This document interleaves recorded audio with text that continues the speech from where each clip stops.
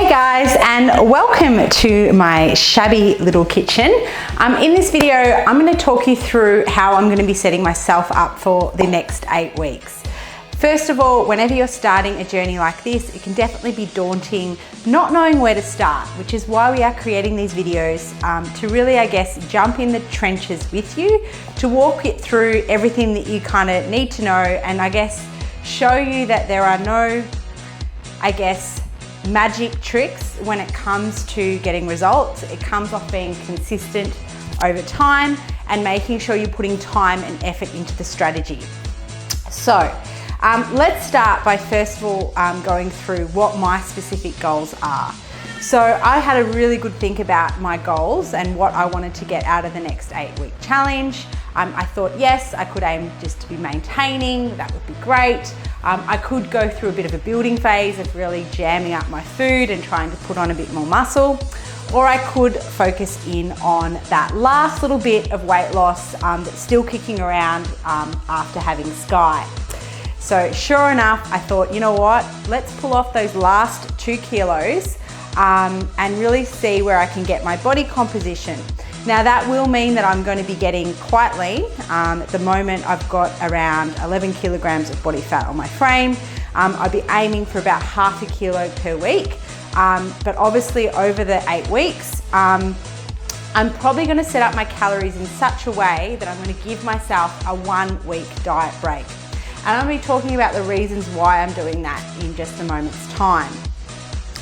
So the other reason why I thought it'd be great to focus in on fat loss is because it's a very similar goal for what you guys are also wanting to get out of the challenge. Now, as you get leaner, it does get a lot harder to actually lose the weight. So I thought it would be a great chance for me to really show you what it does take to get your body fat percentages down.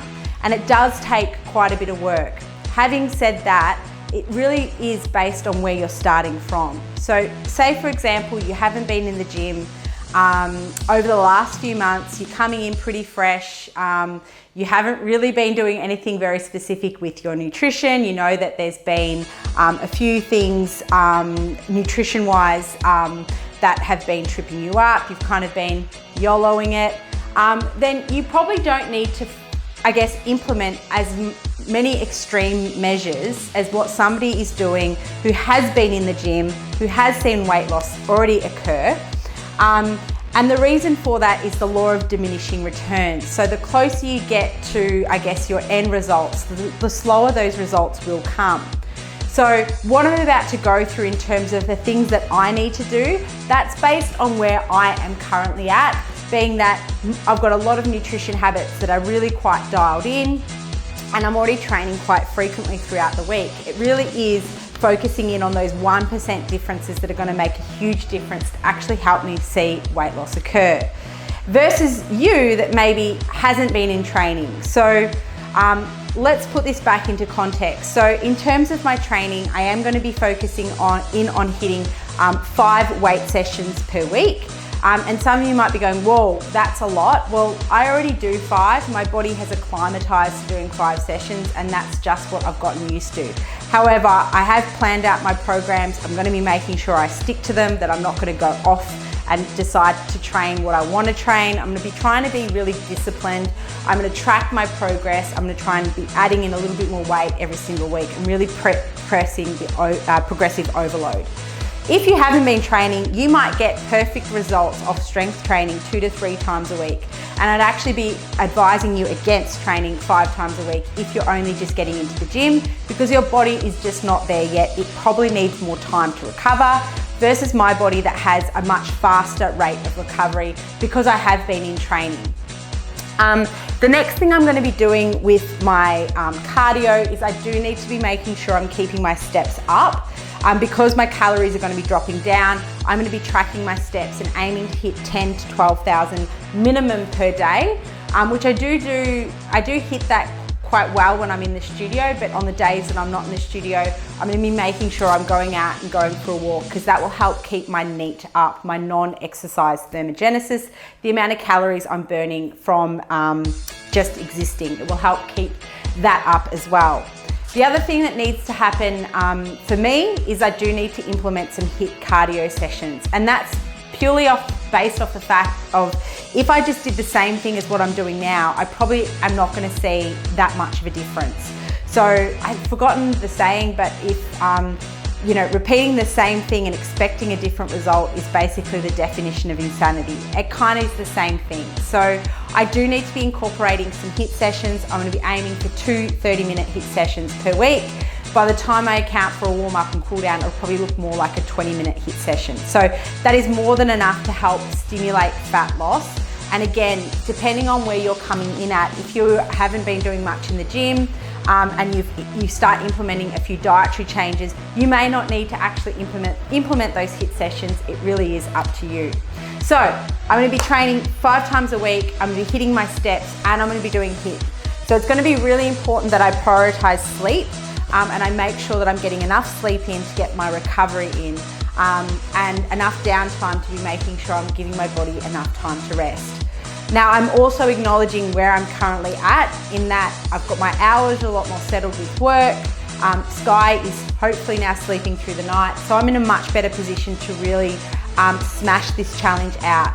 You might be facing your own challenges, so it is really important that you think about your own circumstances and make sure that you are being kind and gentle on yourself. And acknowledge what is and isn't going to be possible. So let's chat nutrition. So when it comes to weight loss, you really do need to focus most of your attention in this bucket, because it has got to do with being in that all-important energy deficit. Depending on how much weight you have to lose, that will dictate the kind of deficit that you need to set up. So what I've done is I sat down and I mapped out all of my numbers, my macros and my calories. I worked this off my BMR.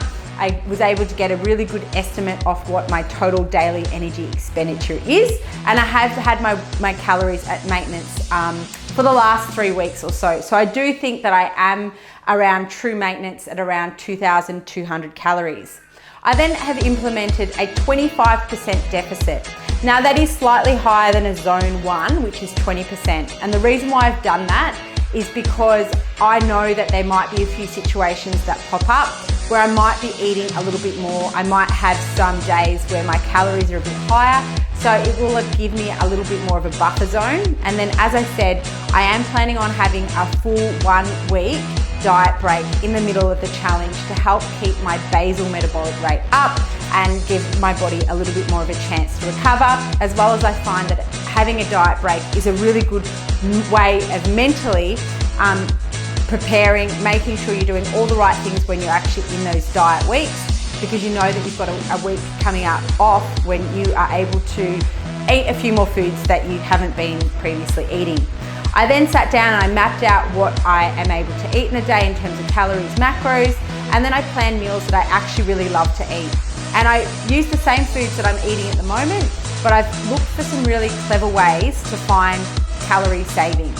So for example, things like low-fat mayonnaise will help save calories, low-fat cheese, portion-controlled yogurts, where I'm not measuring, that are high protein and low fat. Normally I do eat full fat yogurt, so that's going to be quite a big substitution. And then making sure that all of my meals are going to be portioned out. So on the menu this week, I'm going to be starting the day with 2 whole eggs and 2 egg whites. The egg whites really are there just to boost up the extra protein in that meal. There is nothing wrong with whole eggs. It's just a case of being able to use the fats, any fats that I've got remaining, to come from different food sources. So a sort of omelette situation on a piece of toast with my big coffee. Mid-morning snack's going to be a smoothie made with a whole banana, protein powder, cacao and almond milk. Lunches are going to be some sort of chicken sushi bowl with shredded carrot, shredded cabbage, pickled ginger, and I'm going to alternate what I'm using for the carbs. Some days I might use a rice, I might use a rice, I might use a sweet potato, depending on what I'm feeling. And for snacks, I'm going to have evening snack. I'm going to have a yogurt and fruit. It is really important that you think about your own situation.